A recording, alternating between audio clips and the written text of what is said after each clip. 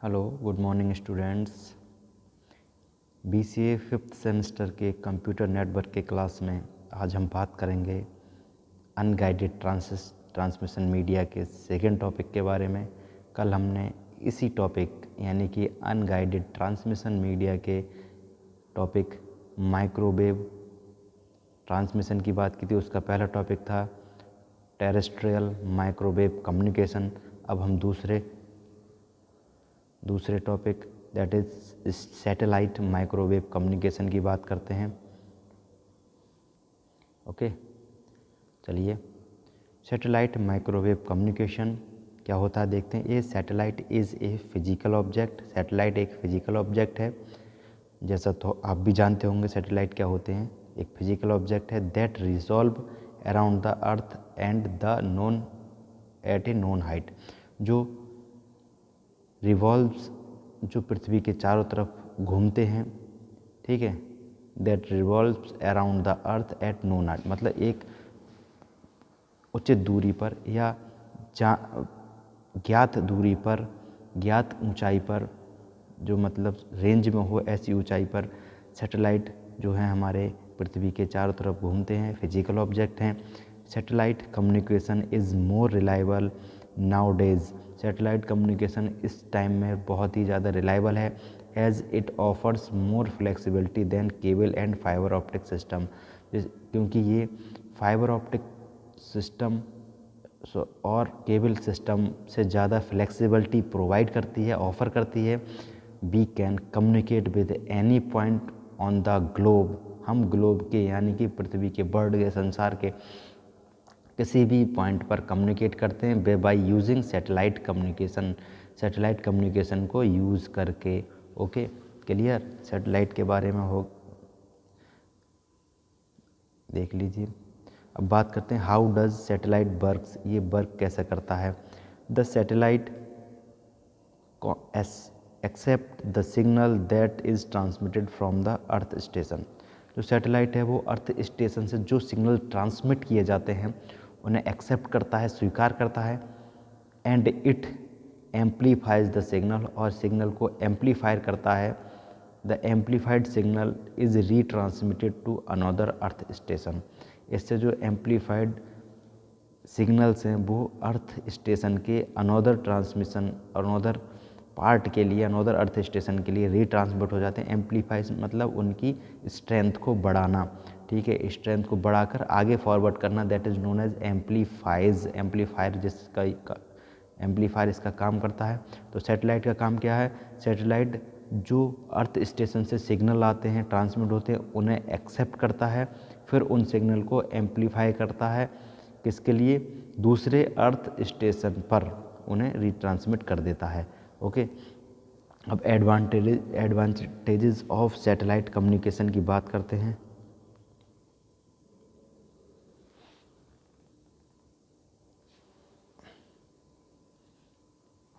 The cost of satellite is independent of the distance from the center of the coverage area। जो cost है satellite की वो इस चीज़ पर डिपेंड करती है कि जो डिस्टेंस है सेंटर से कवरेज एरिया का वो कितना है, ठीक है। Next, the coverage area of A satellite is more than the terrestrial microwave. जो टेरेस्ट्रियल माइक्रोवेव है उससे ज़्यादा सैटेलाइट कम्युनिकेशन का कवरेज एरिया होता है, ठीक है। Satellite communication is used in mobile and wireless communication application. जो सैटेलाइट कम्युनिकेशन है वो मोबाइल और वायरलेस कम्युनिकेशन एप्लीकेशन में इस्तेमाल किया जाता है, यूज़ किया जाता है, ठीक है। It is used in a wide variety of applications. कई तरह की एप्लीकेशंस में इसका यूज होता है, that is such as weather forecasting यानी कि मौसम विभाग की जानकारी के लिए, रेडियो टीवी सिग्नल ब्रॉडकास्टिंग के लिए, मोबाइल कम्युनिकेशन के लिए, एटसेट्रा, ठीक है। वेदर की जानकारी चाहिए, वेदर फॉरकास्टिंग की जानकारी चाहिए, तब हम सैटेलाइट कम्युनिकेशन का यूज़ करेंगे। रेडियो टीवी सिग्नल ब्रॉडकास्टिंग की बात आती है तब हम सैटेलाइट कम्युनिकेशन का यूज़ करेंगे। एंड मोबाइल कम्युनिकेशन की जब बात आती है तब भी हम सैटेलाइट कम्युनिकेशन का यूज़ करेंगे। इसके अलावा और भी एप्लीकेशंस हैं जिनमें सैटेलाइट कम्युनिकेशन हमारा यूज़ किया जाता है, जैसे नासा इसका एग्जांपल है। मोस्टली जो कम्युनिकेशन है वो सैटेलाइट के थ्रू ही होता है। Okay, next is it is easy to install, और इंस्टॉल करना इसे ईजी है काफ़ी। अब बात करते हैं disadvantages of satellite microwave. Satellite designing and development requires more time and higher cost. ठीक है, सैटेलाइट की डिज़ाइनिंग और डेवलपमेंट जो है उससे बहुत ज़्यादा टाइम और कॉस्ट की आवश्यकता होती है। क्लियर, कॉस्टली है और टाइम टेकन है। ठीक है, इसे डिज़ाइन करना। Next is the satellite needs to be monitored and controlled on regular period so that it is remain in orbit। ठीक है, सैटेलाइट को रेगुलर मॉनिटरिंग और कंट्रोलिंग की आवश्यकता होती है, जिससे कि ये ऑर्बिट में ठहर सके, रुक सके, ठीक है, रह सके। ठीक है, अगर मॉनिटर नहीं करेंगे तो ये ऑर्बिट से कहीं ऑर्बिट में इसका कंट्रोलिंग करना, मॉनिटरिंग करना दोबारा से थोड़ा टिपिकल हो जाता है। Then the life of the satellite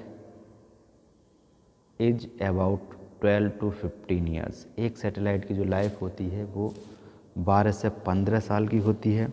due to this reason, इसके कारण another launch of the satellite has to be plan before its become non functional. इसके कारण इसके नॉन फंक्शनल होने से पहले ही दूसरे सैटेलाइट की हमें प्लानिंग करनी होती है, डिज़ाइनिंग की प्लानिंग करनी होती है, डिज़ाइन करना होता है कि हमारा सैटेलाइट जो कम्युनिकेशन है वो बीच में डिस्टर्ब ना हो, इंटरप्ट ना हो। ओके, क्लियर, ये था सैटेलाइट माइक्रोवेव कम्युनिकेशन। अब बात करते हैं इंफ्रारेड एंड इंफ्रारेड कम्युनिकेशन की।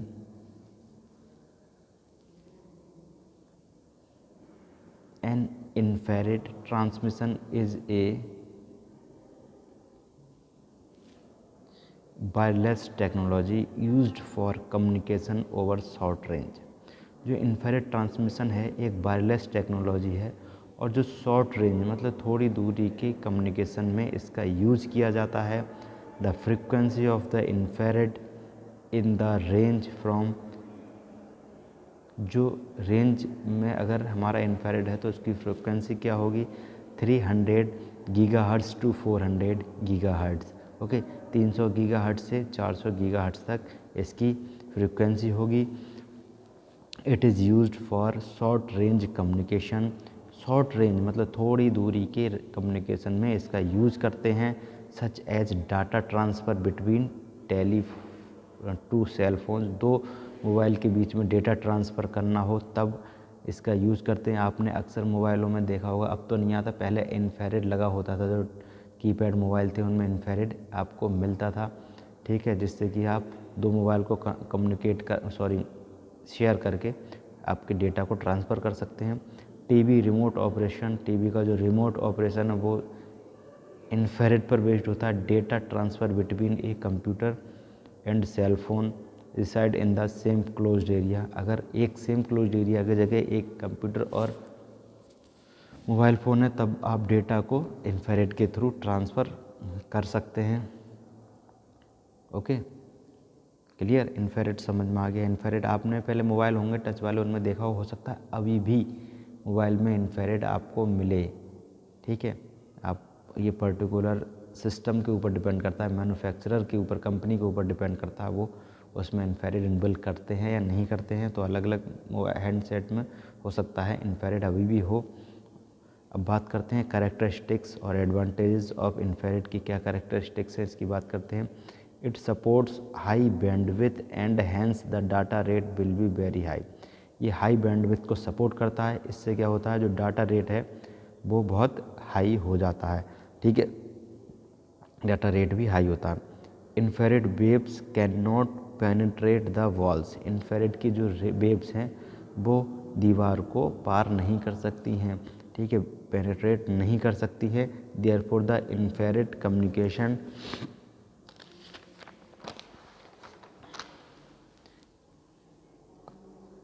One room can not be interrupted by the here by rooms. ठीक है, इसका क्या मतलब है कि अगर एक रूम के अंदर इंफ्रारेड कनेक्शन इस्टेब्लिश हो रहे हैं या कम्युनिकेशन हमारा हो रहा है या दो डिवाइस इंफ्रारेड के द्वारा कनेक्टेड हैं तो उसमें कोई भी इंटरप्शन नहीं होगा, क्योंकि दीवार के पार ये पेनिट्रेशन नहीं करती हैं इसकी वेव।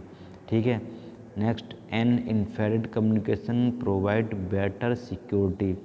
जो इंफ्रारेड कम्युनिकेशन है वो बेटर सिक्योरिटी प्रोवाइड करती है विद मिनिमम इंटरफेसेस के साथ अच्छी सिक्योरिटी इंफ्रारेड में हमें प्रोवाइड हो जाती है। Okay, infrared communication is unreliable outside the building. Building के बाहर, अगर एक रूम के बाहर हैं तो आपका कनेक्शन अनरिलायबल होता है। ठीक है, because the sun rays will interfere with the infrared waves, क्योंकि जो सूरज की किरणें हैं वो इंफ्रारेड वेव्स के साथ इंटरफेयर, उनके वेव्स में इंटरफेयर करती हैं, इसलिए जो हमारा कम्युनिकेशन है बिल्डिंग के बाहर वो अनरिलायबल हो जाता है। तो ये था हमारा अनगाइडेड ट्रांसमिशन मीडिया। कल नए टॉपिक के साथ फिर मिलते हैं आपके इस वीडियो लेक्चर में। उम्मीद करता हूँ आपको समझ में आ गया होगा। तो इस वीडियो लेक्चर के लिए फ़िलहाल इतना ही। Okay, thank you. आज हमने पढ़ा सैटेलाइट और इंफ्रारेड के बारे में। Okay, thank you students.